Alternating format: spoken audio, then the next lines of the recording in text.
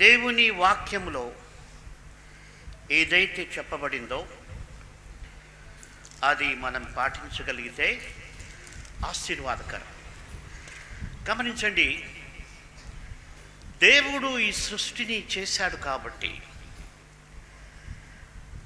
మనిషి యొక్క అంతరంగం, మనిషి సమస్యలు, మనిషి యొక్క బాధలు అన్నీ కూడా దేవునికి తెలుసు. అయితే దేవుడు వాటన్నిటికి కూడా పరిష్కారం కూడా చేసి ఉంచాడు.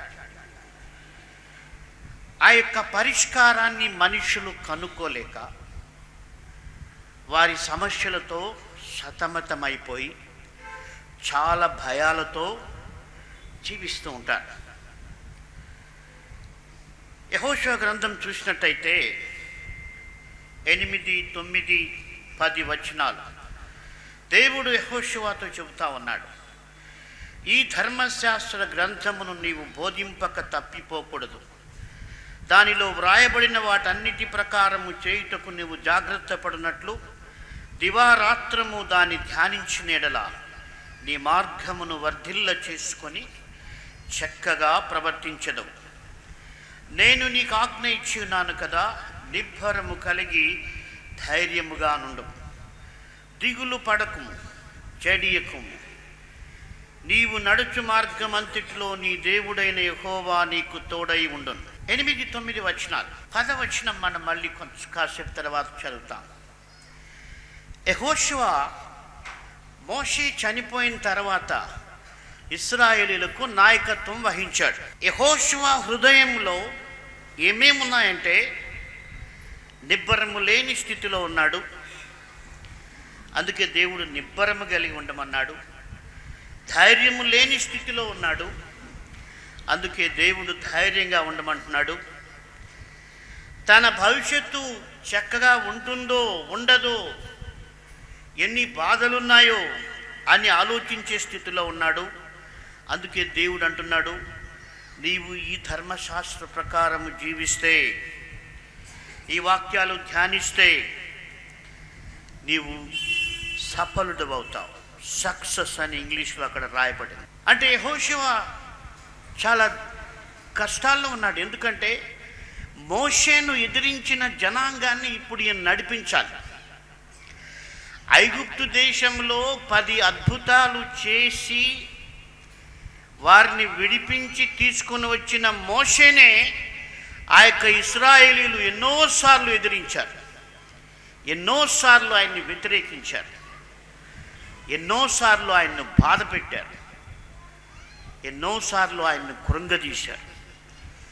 ఇప్పుడు అలాంటి నాయకత్వానికి ఈయన చేపడుతూ ఉంటే ఈయన మనసులో నిబ్బరం ఉండదు, ధైర్యం ఉండదు. మరి భవిష్యత్తులో వాళ్ళు ఎక్కడ ఈయన్ని చంపుతారో, ఎక్కడ కృంగదీస్తారో, ఇవన్నీ ఆలోచనలే. కాబట్టి మన జీవితంలో నిబ్బరము లేని స్థితి, ధైర్యం లేని స్థితి, భవిష్యత్తు పైన నమ్మకం లేని స్థితి చాలామందికి ఉంటుంది. ఈ మాటలు వింటున్నటువంటి వారి జీవితాల్లో కూడా ఎన్నో భయాలు ఉండొచ్చు, నిబ్బరం లేని స్థితి ఉండొచ్చు. నా భవిష్యత్తు ఏం కాబోతుంది అన్నటువంటి ఆందోళన కూడా ఉండొచ్చు. అయితే పరిశుద్ధాత్మ దేవుడు యెహోషువకు మాత్రమే కాదు, కానీ తనను నమ్మినటువంటి వారందరికీ కూడా ఆయన చెప్పే మాటలు ఇవే. నీవు దేవుని వాక్యాన్ని దివారాత్రములు ధ్యానిస్తే నీ మార్గమును వర్ధిల్ల చేసుకొని చక్కగా ప్రవర్తించెదవు. ఈ లోకంలో సక్సెస్ఫుల్ కావడానికి మనిషి చాలా బుక్స్ చదువుతాడు, చాలామంది సలహాలు తీసుకుంటారు. కొన్నిసార్లు సక్సెస్ఫుల్ పీపుల్ దగ్గరకు వెళ్ళి వారి సలహాలు తీసుకుంటారు. అయితే ఇక్కడ దేవుడు యెహోషువకు చెప్తున్న సక్సెస్ఫుల్ అన్నది ఏంటంటే వ్యాపారంలో కాదు, పనిలో కాదు, లేక దేనికో పరిమితమైనటువంటి ఆత్మ సంబంధమైనటువంటి ఫలభరితమైన జీవితం. అన్ని విషయాల్లో కూడా ఫలభరితమైన జీవితం గురించి దేవుడు యెహోషువతో చెప్తున్నాడు. ఒకవేళ నువ్వు ఒక ఫైనాన్షియల్ అడ్వైజర్ సలహా తీసుకుంటే నీ ఫైనాన్సెస్ బాగా కావచ్చు, కానీ నీ మనసులో ఉన్న ఆందోళనను, భవిష్యత్తుపై నీకున్నటువంటి భయాన్ని ఆ అడ్వైజర్ నీ నుండి తీసివేయలేడు. ఏ మనిషి కూడా మనిషికి భవిష్యత్తు పైన నమ్మకాన్ని పుట్టించలేడు. ఫస్ట్ కండిషన్, ఈ వాక్యము నీలో ఉండాలి, ఈ వాక్యము నువ్వు ధ్యానించాలి. అప్పుడు ఆ యొక్క వాక్యం ఏం చేస్తుందంటే నీ మార్గమును వర్ధిల్ల చేసేట్టుగా చేస్తుంది, నీవు చక్కగా ప్రవర్తిస్తావు. అప్పుడు నీకు ధైర్యం కలుగుతుంది, భయపడవు, నీ భవిష్యత్ అంతా బాగుంటుంది. గమనించండి, చక్కగా ప్రవర్తించినప్పుడు ఇవన్నీ కూడా మనిషికి వస్తాయి. ధైర్యం వస్తుంది, నిబ్బరం వస్తుంది, భవిష్యత్తు పైన నమ్మకం వస్తుంది. ఇవి మనలో లేవు అంటే ఎక్కడో మనము దేవుని దృష్టిలో చక్కగా ప్రవర్తించకపోవడం కారణం. దేవుని దృష్టిలో సరిగా చక్కగా ప్రవర్తించలేకపోతున్నారు అంటే దానికి కారణం ఏంటంటే దేవుని వాక్యం లేకపోవటం, దేవుని యొక్క వాక్య ధ్యానం లేకపోవటం. యేసుప్రభు కూడా అదే చెప్పాడు, నా యందు మీరు, మీ యందు నా మాటలు నిలిచి ఉండాలన్నాడు. ఎందుకంటే అవి నిన్ను చక్కబరుస్తాయి, నీకు రైట్ యాటిట్యూడ్ని దేవుని వాక్యం ఇస్తుంది. అందుకని దివారాత్రాలు ధ్యానించమన్నాడు. నాకు తెలిసి సహజంగా విశ్వాసులు రోజులో 24 గంటల్లో వాక్యము బహుశా 10 నిమిషాలు ధ్యానం చేస్తారేమో. అది కూడా పొద్దున్నే, కొంతమంది సాయంకాలం కూడా, కొంతమంది పొద్దున్నే మాత్రమే. ఆ తర్వాత ధ్యానం అంతా ఏమిటంటే ఏం తినాలి, ఏం సంపాదించాలి, ఎట్లా అవుతుంది పరిస్థితి, వారి గురించి, వీరి గురించి, రాజకీయ నాయకుల గురించి, ఆ పార్టీ ఏమవుతుంది, ఈ పార్టీ ఏమవుతుంది. మనం ఆలోచన చేస్తే మన హృదయంలో మనమైతే ఏదో ఒకటి ధ్యానం చేస్తున్నాం, అది గ్యారంటీ. బతికున్న ప్రతి మనిషి తాను మేల్కున్నప్పుడు, అట్లీస్ట్ నిద్రలో కూడా కొంతమంది ధ్యానం చేస్తుంటారు వాళ్ళకి ఇష్టమైనది. బట్ మేల్కొని ఉన్నంత వరకు డెఫినెట్గా నీ మనసులో నువ్వు ఏదో ఒకటి ఆలోచన చేస్తూనే ఉంటావు. అయితే బైబిల్ ఏం చెప్తుందంటే నువ్వు ఆ ఆలోచన వాక్యం పైన పెడితే నీ మార్గం వర్ధిల్లుతుంది,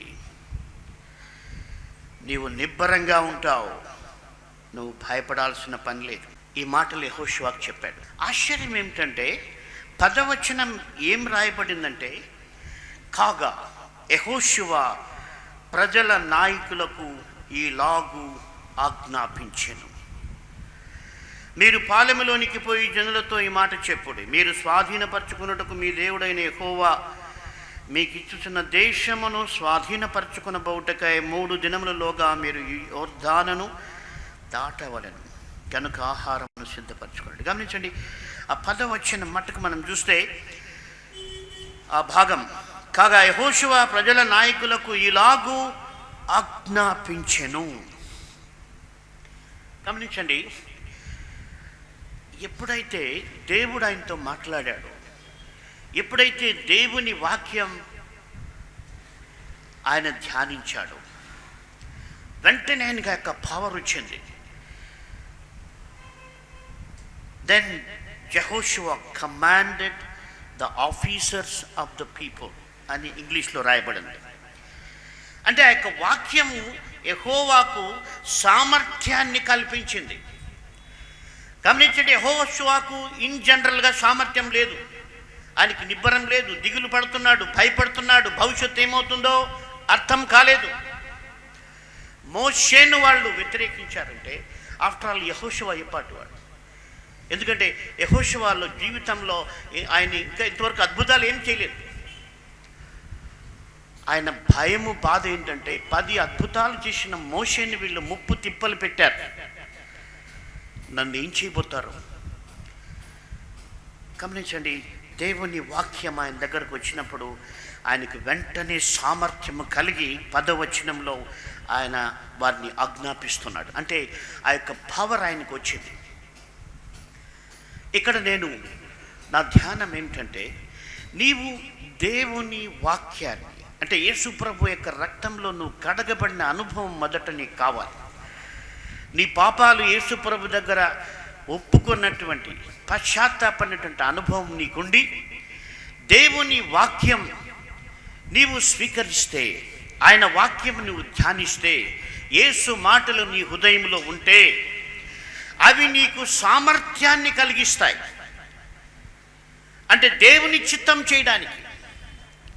అంతేకాదు, నీకు లేనటువంటి శక్తిని దేవుని వాక్యం నీకు ఇస్తుంది. యెహోషువకు ఆ పరిస్థితులలో నాయకులను ఆజ్ఞాపించేటువంటి పరిస్థితుల్లో లేడు. ఆయన చాలా కన్ఫ్యూషన్లో, అయోమయంలో ఉండి ఉంటాడు. అయితే ప్రభు వాక్యం ఆయనకు వచ్చింది. సో దేవుని వాక్యం దేవుని చిత్తం చేసే సామర్థ్యాన్ని మనకు కల్పిస్తుంది. అందుకే అపవాది, మనం దేవుని వాక్యం దగ్గరికి పోవడం అపవాదికి ఇష్టం ఉండదు, బైబిల్ చదవడం ఇష్టం ఉండదు. ఎందుకంటే వాక్యంలో సామర్థ్యము కల్పించేటువంటి శక్తి ఉంది. కాబట్టి మనం వాక్యాన్ని ధ్యానించాలి. వాక్యం ధ్యానిస్తే మన జీవితం చక్కగా ప్రవర్తించేటువంటి స్థితిలోకి వెళతారు. దాన్ని నెగిటివ్ కాన్సెప్ట్లో చూస్తే, నువ్వు దేవుని వాక్యం ప్రకారము జీవించకపోతే, దేవుని వాక్యం ధ్యానించకపోతే నీవు చక్కగా ప్రవర్తించలేవు. రెండవది, నీ మార్గమును వర్ధిల్ల చేసుకోలేవు. మూడవది, నీవు నిబ్బరముగా బతకలేవు. నాలుగవది, దిగులు పడుతూ జీవిస్తావు, భయపడుతూ జీవిస్తావు. అందుకే 190 మంది విశ్వాసుల జీవితం నిబ్బరం లేదు, చక్కగా ప్రవర్తించడం లేదు, ధైర్యం లేదు, భయపడే పరిస్థితి. కాబట్టి పరిష్కారం ఏంటంటే, నీవు ఈ ధర్మశాస్త్రమును ధ్యానించిన ఎడల. అందుకే బైబిల్ ఫౌండేషన్ వాక్యాలు కంఠపాఠం చేయమని ప్రోత్సహిస్తుంది. ఎందుకంటే ఈ వాక్యం నీకు సామర్థ్యం కల్పిస్తుంది. అంటే నువ్వు చేయలేని పనిని నీతో చేపిస్తుంది. ఎగ్జాంపుల్ చెప్పుకున్నాం. యేసుప్రభు కొండ మీద ప్రసంగంలో ఏం చెప్పాడు? నీ శత్రువుని ప్రేమించమన్నాడు. మనందరికీ తెలుసు, 100కి 1000కి కూడా 999 మంది ఆ పని చేయలేరు. చాలా కష్టం. అయితే నువ్వు యేసుప్రభు మాటలను నువ్వు ధ్యానం చేస్తే, ఆయన శిలువ ప్రేమను నువ్వు ధ్యానం చేస్తే, ఆయన వాక్య సారాంశము నీలోనికి వస్తే, నీవు నీ శత్రువుని ప్రేమించేటువంటి సామర్థ్యాన్ని నీకు దేవుడు కల్పిస్తాడు. అంటే ఒక ఇంపాసిబుల్ ఇష్యూని నువ్వు చేయాలంటే, అలాగే నువ్వు జయించలేకపోతున్నటువంటి బలహీనతను నువ్వు జయించాలంటే వాక్యంలో ఆ యొక్క సామర్థ్యం ఉంది. వాక్యం ఆ యొక్క సామర్థ్యాన్ని నీకు కల్పిస్తుంది. చాలాసార్లు నేను అనుకుంటాను, సైతానే వాళ్ళతో అట్లా పలికిస్తుందేమో. వాళ్ళు ఏమంటారంటే, బైబిల్ చదివితే అయిపోతుందా, బైబిల్ కంఠపాఠం చేస్తే అయిపోతుందా అంటే, వాళ్ళు ఎందుకు ఆ మాట అంటారంటే, సైతాన్ వాళ్ళతో అట్లా పలికిస్తాడు మనుషులు బైబిల్ చదవకుండా డిస్కరేజ్ చేయడానికి. నేనేమంటానంటే, అవును, బైబిల్ చదివితే నీకు జ్ఞానం కలుగుతుందని బైబిల్ చెప్తుంది, తెలివి లేని వారికి తెలివి కలిగిస్తుందని చెప్తుంది, బుద్ధిహీనులకు జ్ఞానం ఇస్తుందని చెప్తుంది. మరి అప్పుడు బైబిల్ వాక్యం తప్పని నువ్వు మాట్లాడుతున్నావా? గమనించండి, బైబిల్ వాక్యం సత్యం, అది కల్పిస్తుంది. కాబట్టి నువ్వు అన్నం తింటే తప్పకుండా నీ కడుపు నిండుతుంది. తింటే నీ కడుపు నిండిపోతుందా అంటే ఎట్లా ఉంటుంది ఆ ప్రశ్న? తింటే నిండుతుంది. జయించలేనటువంటి బలహీనతలు జయించడానికి వాక్యం నాకు సామర్థ్యం కలిగిస్తుంది. కాబట్టి ఒకే సొల్యూషన్. అసలు యెహోషువ 100 ప్రాబ్లమ్స్ గురించి ఆలోచన చేస్తూ ఉంటాడు. ఎందుకంటే ఆ యొక్క 6 లక్షల మందిలో కనీసం ఎంతోమంది ఎదురాడే వాళ్ళు ఉంటారు, ఎంతోమంది కఠిన హృదయాలు ఉంటారు. వారందరి గురించి కూడా ఆలోచన చేస్తూ ఉంటాడు. ఎన్నో సమస్యల గురించి ఆలోచన. విచిత్రం ఏమిటంటే దేవుడు యెహోషువతో మాట్లాడుతూ ఆయన ఇంకో రకంగా మాట్లాడిండొచ్చు. ఏమని? నువ్వేం భయపడద్దు, పలాని వాళ్ళ గురించి నేను నీకు సహాయం చేస్తాను. లేకపోతే నువ్వు పలాని సమస్య గురించి భయపడద్దు, నేను అన్ని మాటలు చెప్పడానికి బదులుగా ఆయన ఒక్కటే చెప్తున్నాడు, ఈ వాక్యాన్ని నీవు దివారాత్రము ధ్యానిస్తే నీ మార్గమును నీవు వర్ధిల్ల చేసుకుంటావు, చక్కగా ప్రవర్తిస్తావు, ధైర్యం వస్తుందని దేవుడు చెప్పాడు. కాబట్టి ఆత్మ సంబంధమైనటువంటి ప్రతి సమస్యకు పరిష్కారం మనం వాక్యం ఎక్కువ చదవాలి. దావీదు అన్నాడు, నేను దినమెల్లా నీ వాక్యము ధ్యానం చేస్తున్నానంటే మనకు దినమెల్లా న్యూసే అన్నమాట. అందుకే మనం అంత బలహీనంగా ఉన్నాం. యెహోషువకు గొప్ప ధైర్యం వచ్చింది. ఆయన సక్సెస్ఫుల్గా ఆ యొక్క 6 లక్షల మందిని ఆయన నడిపించాడు. అంటే అంత శక్తి దేవుడిచ్చాడు. చాలా ఆశ్చర్యం. అయితే అది యెహోషువ సామర్థ్యం కాదు. అందుకని పౌలు అన్నాడు, ఇది మా సామర్థ్యం కాదు, మాకు కలిగిన సామర్థ్యం దేవుని వలన కలిగింది, దేవుని వాక్యము వలన కలిగింది. అయితే మనము మన ఇష్టానుసారంగా జీవించి దేవుని యొక్క వాక్యాన్ని పక్కన పెట్టి మన తలంపుల్లో దేవుణ్ణి పెట్టుకుంటాం.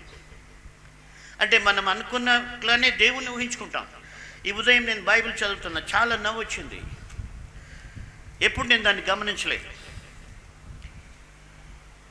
యాకోబు యొక్క భార్యలు రాహేలు, లేయా ఇద్దరు కూడా వాళ్ళ దాసులను ఆయనకు ఇచ్చి పెళ్లి చేస్తారు. ఓకే, ఆ కాలంలో అది సిస్టమ్ ఉన్నింది, జరిగింది. అయితే రాహేలు, లేయా వన్ ఆఫ్ దమ్ ఏం చెప్తారంటే, నేను నా దాసిని నా భర్తకు ఇచ్చినందుకు ప్రతిఫలంగా దేవుడు నాకు ఒక కుమారుణ్ణి ఇచ్చాడు అని ఆమె అనుకునిందంట. అంటే ఆమె అనుకుంటుంది ఏమని? దేవుడు ఆమె కొడుకునిస్తే ఆమె ఏమనుకుంటుందంటే, నేను నా భర్తకు నా దాసిని భార్యగా ఇచ్చాను కాబట్టి దేవుడు ఆమెకు సహాయం చేశాడంట. అంటే ఆమె థింకింగ్ ఎంత కార్నల్గా ఉందో చూడండి. అంటే మనుషులు ఎప్పుడు కూడా అంతే, నేను ఇలా అనుకుంటే దేవుడు ఇలా చేస్తాడు, నేను ఇలా అనుకుంటే దేవుడు ఇలా చేస్తున్నాడు, దేవుడు నాతో మాట్లాడుతున్నాడు. దేవుడు మనుషులతో మాట్లాడతాడు, దేవుని వాక్య ప్రకారమే మాట్లాడతాడు. చాలామంది వాళ్ళకు అనుకూలంగా దేవుణ్ణి మలుచుకుంటారు. వాళ్ళు తప్పు చేసి ఆ తప్పుని సమర్థించుకోవడానికి వాళ్ళు దేవుణ్ణి అడ్డం పెట్టుకుంటారు. కాబట్టి అది నీ బలహీనతను యాక్సెప్ట్ చేయాలి తప్ప నువ్వు దేవునికి దాన్ని ఆపాదించకూడదు. ఇది దేవుని మార్గమని నీ మనసు చెప్పకూడదు, దేవుని వాక్యం చెప్పాలి. దేవుని వాక్యం నీకు అనుకూలంగా మార్చుకోకూడదు. గమనించండి, మనం బైబిల్ వాక్యం చదివినప్పుడు మనం జనరల్గా ఏం చేస్తామంటే, మనకు అనుకూలమైన వాక్యాలు దొరుకుతాయేమో అని వెతుకుతాం. దొరికితే వాటిని గురించి మనం ఇష్టపడతాం. అయితే మనం దేవుని వాక్యాలని ఎలా ఎదకాలంటే, నా జీవితాన్ని సరిచేయడానికి ఏదైనా వాక్యంతో దేవుడు నాతో మాట్లాడతాడేమో అని మనం బైబిల్ చదవాలి. హల్లెలూయా. అంటే కొంతమంది కొన్ని అన్యాయాలు చేసి, అక్రమాలు చేసి దేవుడు నన్ను దీవించాడు అనుకునేటువంటి మూర్ఖులు ఉన్నారు. దేవుడు కనికరపడి దీవించే దేవుడు. ఆయన కృతజ్ఞత లేని వారి ఎడల కూడా ఉపకారి. కొంతమంది బోధకులు కూడా దేవుడు నాకు అది మాట్లాడినాడు, ఇది మాట్లాడినాడు, చాలా విచిత్రమైనటువంటి చెప్తా ఉంటారు. అంటే వాళ్ళని గొప్ప చేసుకోవడానికి, ఓహో దేవుడు ఇంత బాగా మాట్లాడతాడా. నేనేమంటానంటే, దేవుడు ఒక సేవకునితో నిజంగా మాట్లాడుతూ ఉంటే ఆ వ్యక్తి గొప్పలు చెప్పుకోడు, ఆ వ్యక్తి వేరే వారిని విమర్శించడు, ఆ వ్యక్తి వేరే వారిని కించపరచడు, చక్కగా ప్రవర్తిస్తాడు. కాబట్టి నీ మాటలు చక్కగా లేవంటే, నీ ప్రవర్తన చక్కగా లేదంటే, నీలో భయం ఉందంటే, నీలో దిగులు ఉందంటే, నీ భవిష్యత్తు పైన నీకు ఆందోళన ఉందంటే, ఒకటే, నీలో దేవుని వాక్యం కొరత ఉంది. యేసు ప్రభుకు నీ జీవితంలో ఇవ్వాల్సినంత స్థానం ఇవ్వకపోవటం, ఇవ్వాల్సినటువంటి గౌరవం ఇవ్వకపోవటం, దేవుని వాక్యానికి ఇవ్వాల్సినటువంటి స్థానం ఇవ్వకపోవడమే అన్ని ఫెయిల్యూర్స్కి కారణం. అంతేకాదు, అన్ని విషయాల్లో సక్సెస్ కావాలన్నా కూడా దేవుని వాక్యమే. కాబట్టి బైబిల్ ఫౌండేషన్ మరి వాక్యాలు కంఠపాఠం చేయమని చెప్తుంది. వాక్యాన్ని ముఖ్యంగా రక్షణ అది ఇంపార్టెంట్, మారు మనస్సు ఇంపార్టెంట్, ఆ తర్వాత దేవుని వాక్యాలు. కాబట్టి మనం వాక్యం సమృద్ధిగా మనం కలిగి ఉండాలి. నాకు తెలిసి ప్రతి వాళ్ళు కూడా సమృద్ధిగా తింటారు, కానీ నేను సమృద్ధిగా వాక్యం భుజిస్తున్నానా అన్నదే ప్రశ్న వేసుకోవాలి. ఏం తక్కువ లేకుండా తింటారు. అయితే వాక్యం వచ్చే లోపల ఒక అధ్యాయం, సగం అధ్యాయం, ఒక వాక్యం, మళ్ళీ క్యాలెండర్లో అక్కడ సగమే ఉంటుంది వాక్యం. కాబట్టి మనం జాగ్రత్తగా ఉండాలి. దేవుని వాక్యం మనం విలువిస్తున్నామంటే దానికి ప్రయారిటీ ఇవ్వాలి. అందుకే యేసు ప్రభు చెప్పాడు, పరలోక రాజ్యం గురించి ఆయన ఉపమానం చెప్తూ, పరలోక రాజ్యం ఒక మంచి ముత్యాల వ్యాపారిని పోలి ఉంది. ఆయన వెళ్ళినప్పుడు ఒక అమూల్యమైనటువంటి ముత్యాన్ని కనుగొని మిగిలినవన్నీ కూడా అమ్మి ఆ ముత్యాన్ని కొనుక్కున్నాడు. ఎందుకంటే దాని విలువ ఆయన గ్రహించాడు. కాబట్టి ఈ పరిశుద్ధ గ్రంథం అన్నటువంటిది మన జీవితానికి, మన చేతుల్లో దేవుడు పెట్టినటువంటి అమూల్యమైనటువంటి ముత్యం. దీంతో నువ్వు సహవాసం చేయాలి. దీని కొరకు నువ్వు అన్నీ పక్కన పెట్టచ్చు, ఏం పర్వాలేదు. కానీ అన్నిటి కొరకు దీన్ని నువ్వు పక్కన పెట్టావు. అందుకే సైతాను నీ పక్కన వచ్చి నిలబడ్డాడు. అందుకే కష్టాలు, ఇరుకులు, శోధనలు. గమనించండి, ఫెయిల్ అయినటువంటి ప్రతి విశ్వాసిని ఇంటర్వ్యూ చేస్తే ఆ వ్యక్తి ఒకటే చెప్తాడు, నా జీవితంలో నేను ఫలాని వాక్యానికి వ్యతిరేకంగా నేను ఓవర్లుక్ చేశాను, లేకపోతే ఆ వాక్యానికి నేను భిన్నంగా చేశాను, అందుకే నేను దెబ్బతిన్నానని ప్రతి వ్యక్తి చెప్తాడు. అలాగే సక్సెస్ఫుల్ అయిన ప్రతి వ్యక్తి జీవితంలో నువ్వు చూస్తే ఏంటంటే వాళ్ళ జీవితంలో ఒకటే ఉంటుంది, నేను దేవుని వాక్యానికి విలువిచ్చాను. ఏసేపుకి శోధన వచ్చింది, పోతీఫర్ భార్య. అక్కడ తన శరీరం చెప్పొచ్చు, ఏం పర్వాలేదు అని శరీరం చెప్పొచ్చు, కానీ ఆయన ఒకటే అనుకున్నాడు, ఇది దేవుని చిత్తం కాదు, ఇది దేవునికి వ్యతిరేకం అన్నటువంటి దాన్ని బట్టి ఆయన పారిపోయాడు. గమనించండి, దేవుని చిత్తం చేయడానికి కొన్నిసార్లు నువ్వు పారిపోవాలి. అక్కడే ఉండి ఫైటింగ్ చేస్తే ఓడిపోతావు. అందుకే ఆయన వస్త్రం కూడా వదిలిపెట్టి పారిపోయాడు. అవును, లోకం మనుషులందరూ కూడా తప్పు చేయడానికి అన్ని సమర్థిస్తారు. రీసెంట్గా సుప్రీంకోర్టు జడ్జిమెంట్ ఇచ్చింది, చాలా ఆశ్చర్యపోయాను. ఏంటంటే వ్యభిచారం చేయడం తప్పు కాదని, పెళ్ళైన వాళ్ళు కూడా వాళ్ళకి ఇష్టమైనంత వాళ్ళతో వ్యభిచారం చేయొచ్చని సుప్రీంకోర్టు జడ్జిమెంట్ ఇచ్చింది. చాలా ఆశ్చర్యపోయాను.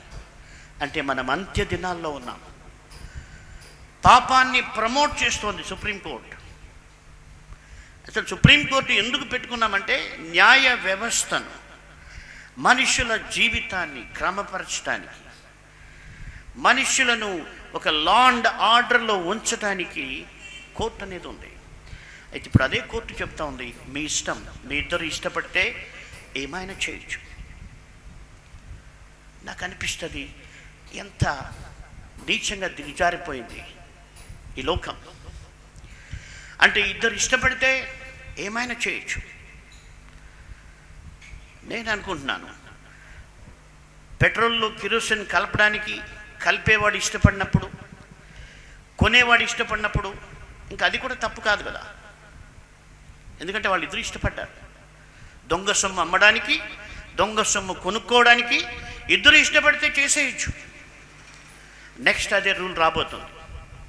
అంటే మనుషులు విచ్చలవిడిగా బతికేటువంటి ఒక ఫ్రీడమ్ను అదే యేసు ప్రభు చెప్పాడు, విశాలమైనటువంటి మార్గం, నువ్వేమైనా చేయొచ్చు.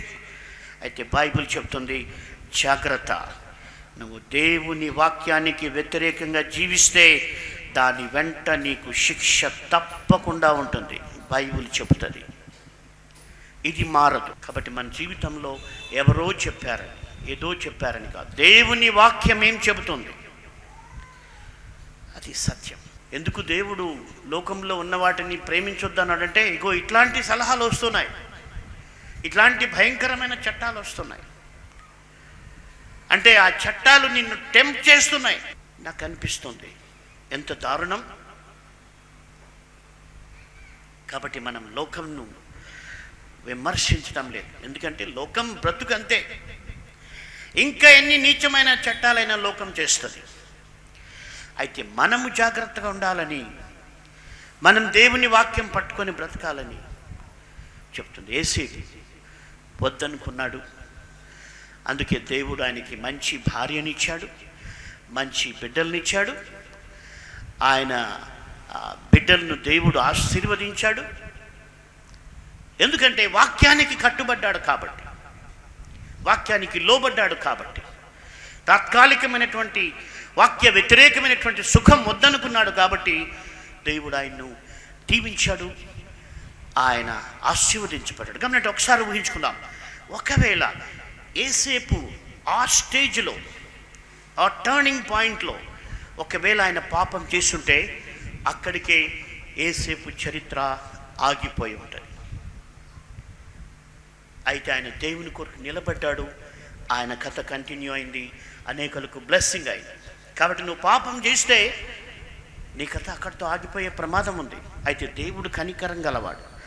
నువ్వు అడిగితే, నువ్వు పశ్చాత్తాపం పొందితే ఆయన తిరిగి నిన్ను లేవనెత్తుటకు సమర్థుడు. ఆయన చిత్తము చేయుటకు అవసరమైనటువంటి సామర్థ్యాన్ని కూడా దేవుడు నీకు కల్పించగలడు. కాబట్టి మనం దేవుని వాక్యాన్ని బేస్ చేసుకుందాం. లోక నీతిని కాదు, ఈ లోక చట్టాలను కాదు. మనం లోక చట్టాలను గౌరవించాల్సిందే, కానీ దేవుని వాక్యానికి వ్యతిరేకంగా ఉంటే అది మనం పాటించాల్సిన అవసరం లేదు. కాబట్టి విశ్వాసులు జాగ్రత్తగా ఉండాలి. దేవుని వాక్యం మనకు ఆధారం. కాబట్టి మనం ఒకసారి జ్ఞాపకం చేసుకుందాం, మన యొక్క నిబ్బరము లేని తన బలహీనమైన స్థితి, భయపడే స్థితి, వీటన్నిటినీ దేవుని వాక్యం నీలో ఉంచుకుంటే, ధ్యానిస్తే నీ జీవితం బాగుపడుతుంది. ప్రార్థన చేసుకుందాం. దయగల ప్రభువా, మిమ్మల్ని స్తుతిస్తున్నాం. అవును తండ్రి, మీ వాక్యంలో అన్ని సమస్యలకు పరిష్కారం ఉంది. మీ వాక్యాన్ని ఆధారం చేసుకుంటే మా జీవితం చక్కబడుతుందని మీరు మరొకసారి మాట్లాడారు. దివారాత్రములు మీ వాక్యం ధ్యానించేవాడు ధన్యుడని మీ వాక్యం సెలవిచ్చినప్పటికీ, ఆ వాక్యం మాకు తెలిసినప్పటికీ మా ధ్యానం దానిపైన లేదు, క్షమించండి. కాబట్టి ఈ మాటలు వింటున్న వారందరూ కూడా సమయం దొరికినప్పుడంతా కూడా మీ వాక్యము చదవడానికి, చదవలేని పరిస్థితుల్లో కూడా మీ వాక్యం ధ్యానించడానికి, మీ ఉపమానాలు, మీ మాటలు మా హృదయంలో పెట్టుకుంటే అది మాకు విజయం ఇస్తుందని మీ వాక్యంలో విన్నాం. భయపడుతూ, దిగులు పడుతూ, అయోమయ స్థితిలో ఉన్నటువంటి యెహోషువ దగ్గరకు మీ వాక్యం వెళ్ళినప్పుడు ఆయన ధైర్యం తెచ్చుకొని వెంటనే అక్కడ ఉన్న అధికారులను ఆజ్ఞాపించినట్టుగా మేము చూసాం. కాబట్టి మా జీవితంలో కూడా మీ వాక్యము చేత మేము ధైర్యం తెచ్చుకొని, మీ వాక్యము చేత సామర్థ్యము కల్పించబడి, మీకు ఇష్టము కానివి వ్యతిరేకించడానికి, మీకు ఇష్టమైనవి అనుసరించడానికి మాకు సహాయం చేయమని యేసు సర్వశక్తిగల నామమున ప్రార్థిస్తున్నాము తండ్రి. ఆమేన్.